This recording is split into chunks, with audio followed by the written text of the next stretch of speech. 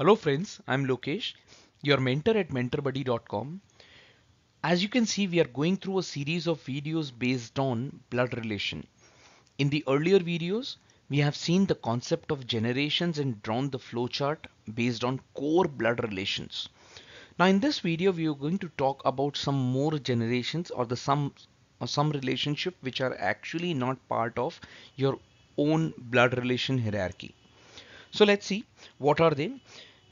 Before that, I'll give you a quick hint of what we discussed earlier. We discussed about grandparents, then the parents, uncle, and aunt in the same hierarchy. Then it's you, your brother, sister, can be cousin as well.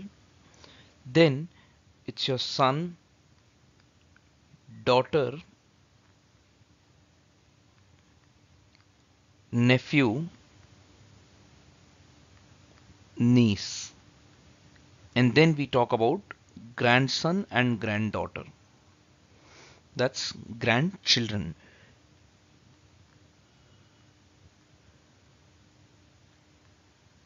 So that's how the hierarchy was when we discussed it in the last video. Now let's talk about some more relationships that we talk about, and they are father-in-law,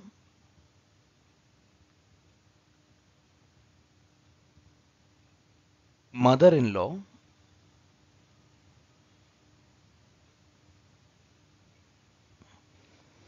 son-in-law,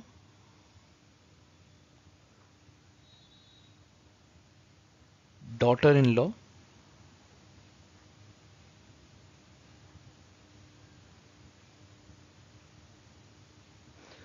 brother-in-law,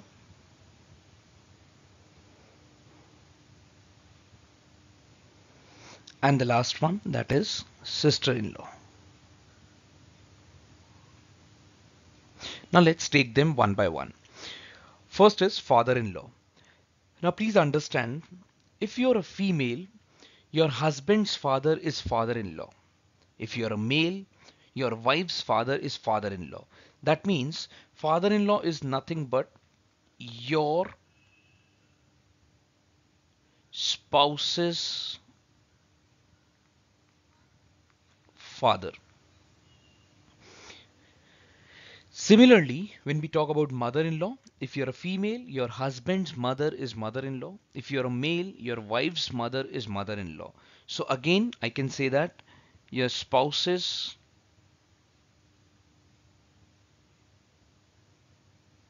mother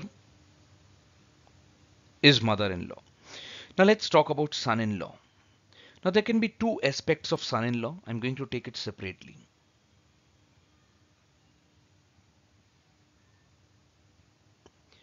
Definitely, one of them is your daughter's husband. Your daughter's husband. But if you see here, your daughter and your niece belong to the same generation. So even your niece's husband is called as son-in-law. So your daughter's husband and your niece's husband both comes under son-in-law category.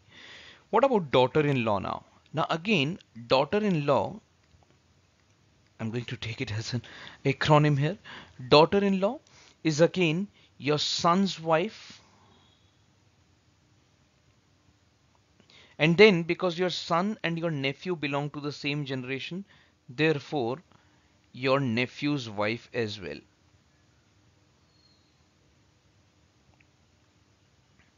So daughter-in-law is your son's wife and your nephew's wife.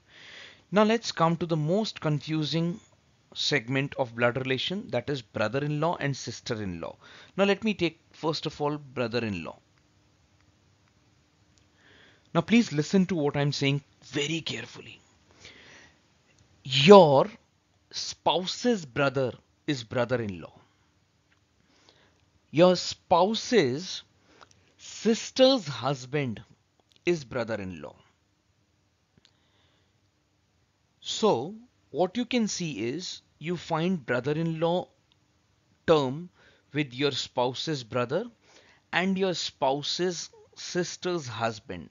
So both can be brother-in-laws.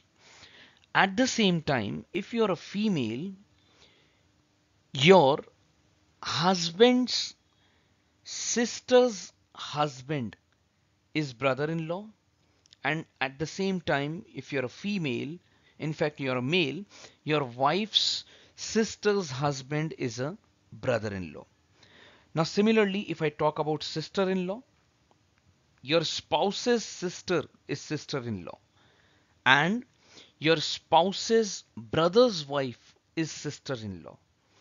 So in general, what I usually teach my students is whosoever belongs to your generation and in the in-laws family, whosoever belongs to your generation in the in-laws family, if he is a male, he is brother-in-law. If she is a female, it is going to be sister-in-law. Once again, I'm going to repeat. Person belonging to your generation in the in-laws family are brother-in-laws or sister-in-laws depending upon the gender.